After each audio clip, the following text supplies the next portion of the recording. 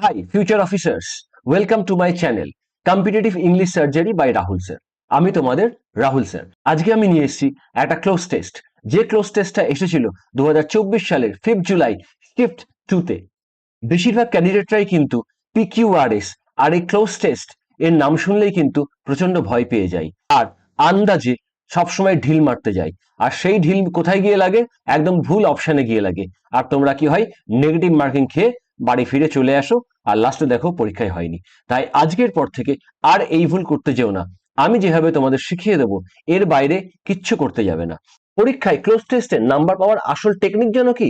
তোমাকে 2 থেকে 3 লাইন ভালো করে পড়তে হবে। মানে প্রথমে 2 থেকে 3 লাইন আমরা ভালো করে পড়বো, কিন্তু তারপরে যে বাকি অংশ আছে সেটা আমরা ওপর পড়বো। সবকিছু বোঝার বা ডেপথে গিয়ে বোঝার কোনো দরকার নেই, কারণ আমাদের হাতে সময় খুব কম থাকবে, তাই তো? চলো তাহলে আমরা স্টার্ট করি। দেখো, the sun is about 1.4 million kilometres dash diameter. বলছে সূর্যের ডায়ামিটার, ডায়ামিটার মানে কি? ব্যাস। সূর্যের ব্যাস, ঠিক আছে? সূর্যের ব্যাস হচ্ছে কত কিলোমিটার? 1.4 মিলিয়ন কিলোমিটার, মানে 14 লক্ষ kilometre.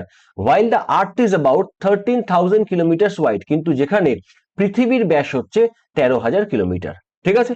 This indicates that sun's width would need to be filled by more than 100 earths. তাই বলছে যে সূর্যের যে প্রস্থ, সূর্যের যে চওড়াটা, ঠিক আছে, সেটা ভরাট করতে গেলে 100টার বেশি পৃথিবী লাগবে। আমরা এটুকু পড়লাম। এবার আমরা বুঝতে পারলাম যে এখানে সূর্য, পৃথিবী এই সংক্রান্ত বা মহাকাশ সংক্রান্ত কোনো একটা টপিক দিয়েছে। আচ্ছা, নেক্সট পার্ট এবার কিন্তু আমরা ওপর পড়বো। দেখো, সেকেন্ড যে ব্ল্যাঙ্কটা আছে তার প্রথম লাইনটা দেখো কি লেখা আছে। সানস্পটস আর ড্রিয়ারি। সানস্পট, সানস্পট মানে কি?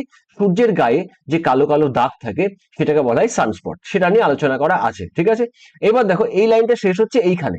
ভালো করে লক্ষ্য করো, এই লাইনটা শেষ হচ্ছে এখানে, ঠিক আছে? এবার দেখো, এই যে এর পরে এখান থেকে একদম লেন্থ পর্যন্ত, এখান থেকে লেন্থ পর্যন্ত কিন্তু কোনো ব্ল্যাঙ্ক নেই। ওই জন্য আমাদের এইটুকু সেন্টেন্স পড়ার কোনো দরকার নেই, কেটে দাও। এবার চলে আসো ব্ল্যাঙ্ক থ্রি। ব্ল্যাঙ্ক থ্রিতে কি বলছে? অ্যাজ দ্য সান রোটেটস, যখন সূর্য ঘোরে, this groups dash to travel across the sun over 2 weeks. মানে এই যে সানস্পটস যেগুলো, সেগুলো সূর্যের চারিদিকে বলছে ঘুরতে থাকে, ঠিক আছে? আচ্ছা, নাম্বার 4 এ চলে এসো। ব্ল্যাঙ্কে কি লেখা আছে?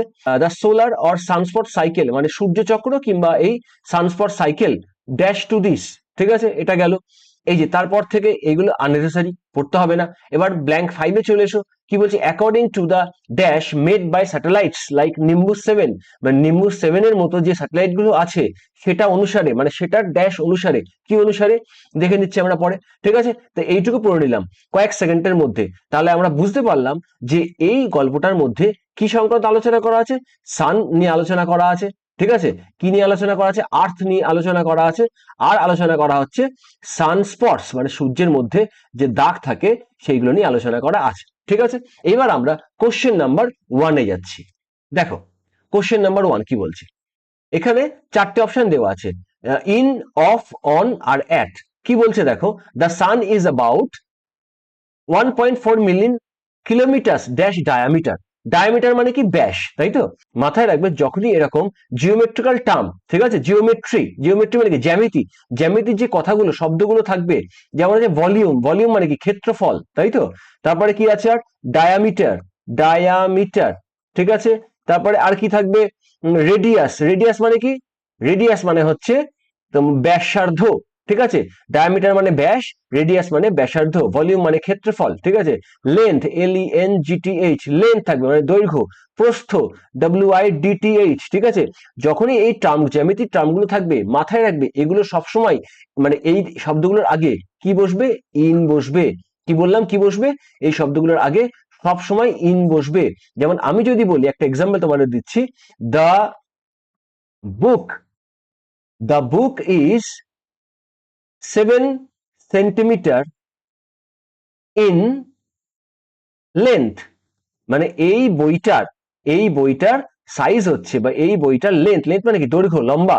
এই বইটার হচ্ছে 7 সেন্টিমিটার লম্বা, ঠিক আছে? বোঝা গেছে? তা কি বসলো এখানে?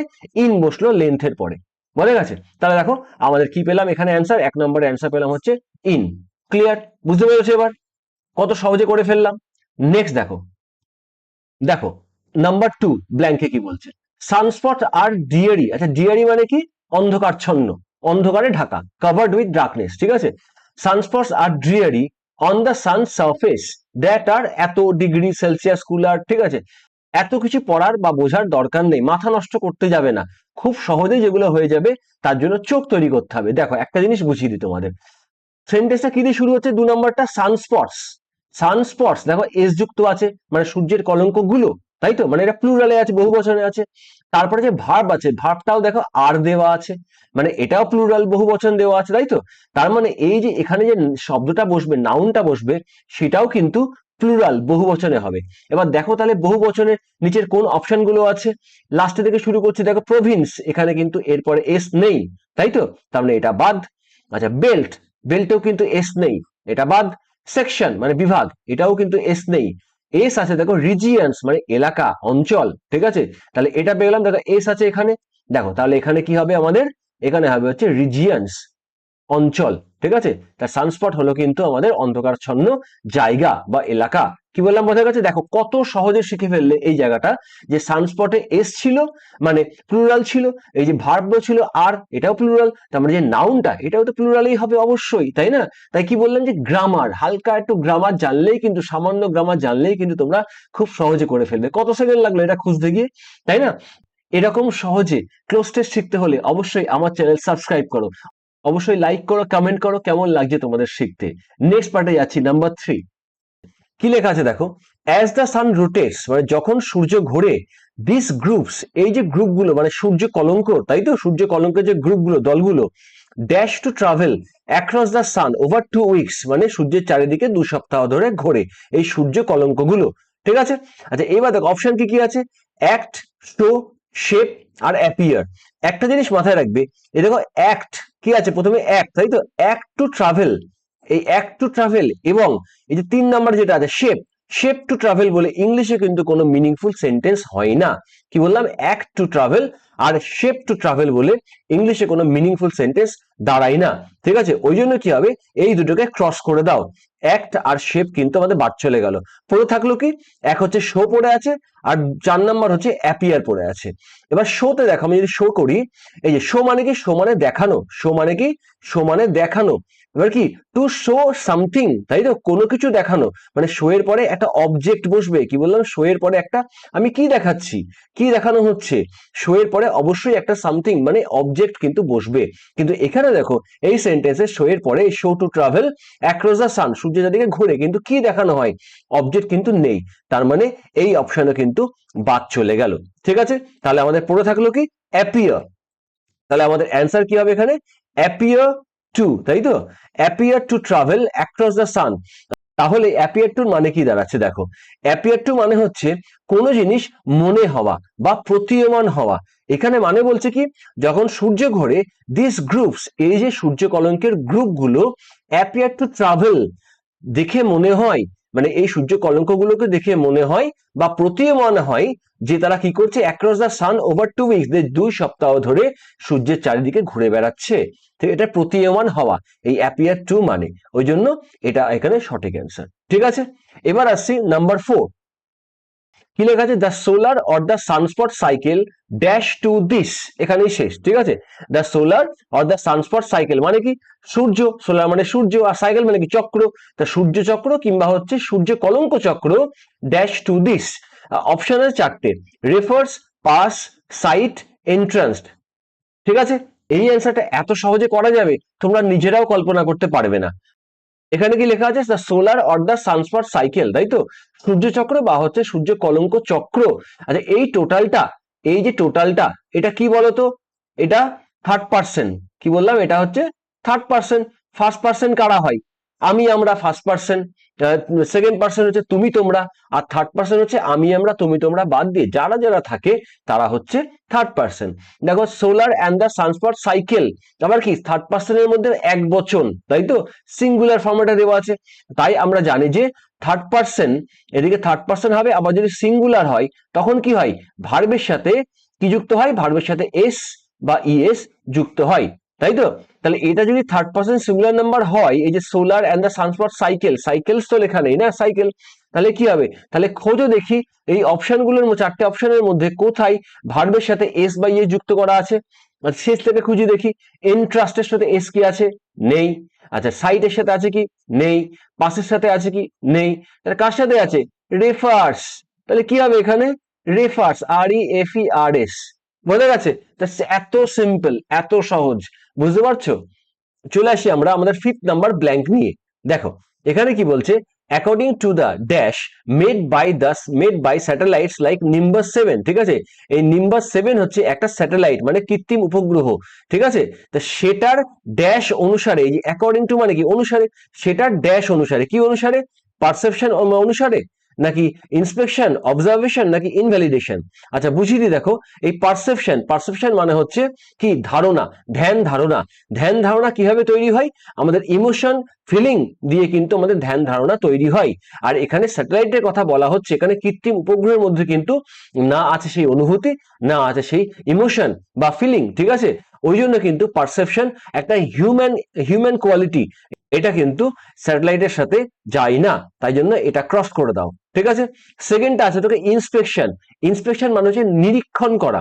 নিরীক্ষণ কখন হয়? ইন্সপেকশন কখন হয়? আমরা মাঝে মাঝে বলি আমাদের স্কুলে আজকে ইন্সপেকশন আছে, আমাদের ফ্যাক্টরিতে আজকে ইন্সপেকশন আছে, মানে নিরীক্ষণ করা। কিন্তু এই স্যাটেলাইট সংক্রান্ত কিংবা অ্যাস্ট্রোনমিক্যাল মানে জ্যোতির্বিদ্যা সম্পর্কিত কথার সাথে কিন্তু ইন্সপেকশন কথাটা যায় না, ওই জন্য এটাও বাদ দিয়ে দাও। ঠিক আছে, এবার নাম্বার 4-এ দেখো, নাম্বার 4 আছে ইনভ্যালিডেশন, মানে হচ্ছে অবৈধীকরণ করা, মানে কোনো কিছুকে বাতিল করা। এই কনটেক্সটের সাথে তো মিলই নেই এই শব্দটার, এটা বাদ দিয়ে দাও। লাস্ট পড়ে থাকলো অবজারভেশন। আমাদের ভারতবর্ষ তথা সারা পৃথিবীতে যে সমস্ত অ্যাস্ট্রোনমিক্যাল বড় বড় সংস্থা আছে, মানে যারা বিভিন্ন কৃত্রিম উপগ্রহ, গ্রহ, নক্ষত্র কিংবা আমাদের ভূপ্রকৃতি, আবহাওয়া এই সমস্ত নিয়ে আলোচনা করে, যে সংস্থাগুলো, অ্যাস্ট্রোনমিক্যাল সংস্থাগুলো, জ্যোতির্বিদ্যা সংস্থাগুলো, তাদের নামের পরে কি বসে জানো? অবজারভেটরি। ঠিক আছে, কি বললাম? Observatory, observatory. ঠিক আছে, এটাকে বলা হয় পর্যবেক্ষণাগার, পর্যবেক্ষণাগার। ঠিক আছে, আর একটা ভালো শব্দ আছে, এর মানে হচ্ছে, তোমরা এটা বইয়ে পড়েছো, মান মন্দির। কি বলি এটাকে? মান মন্দির। ঠিক আছে, অবজারভেটরি মানে মান মন্দির। সেখানে কি হয়? সেখানে সারা পৃথিবীর গ্রহ নক্ষত্র, মানে পৃথিবী এবং পৃথিবীর বাইরের গ্রহ নক্ষত্র উপগ্রহ এইসব নিয়ে আলোচনা করা হয়। ঠিক আছে, বা গবেষণা করা হয়। ওই জন্য এখানে কি হবে? অবজারভেশন হচ্ছে কারেক্ট অ্যান্সার। বোঝা গেছে? তাহলে দেখো কত সহজে আমরা এই ক্লোজ টেস্টটাকে কত কম সময়ে সমাধান করতে পারলাম। কনটেক্সচুয়াল লজিক আর গ্রামার এইটুকু জানা থাকলেই কিন্তু আমরা যে কোনো ক্লোজ টেস্ট, যত কঠিনই দেখে মনে হোক না কেন, যত বড়ই হোক না কেন, ঠিক খুব তাড়াতাড়ি এবং খুব সহজে সমাধান করতে পারবো আমরা নিজেরাই। তাই তো? আজকের ক্লোজ টেস্ট তোমাদের কেমন লাগলো অবশ্যই জানাও। আর ইংলিশের কোন কোন জায়গাতে তোমাদের অসুবিধা হয় অবশ্যই আমাকে কমেন্টে বলো। Thank you. That's all for today.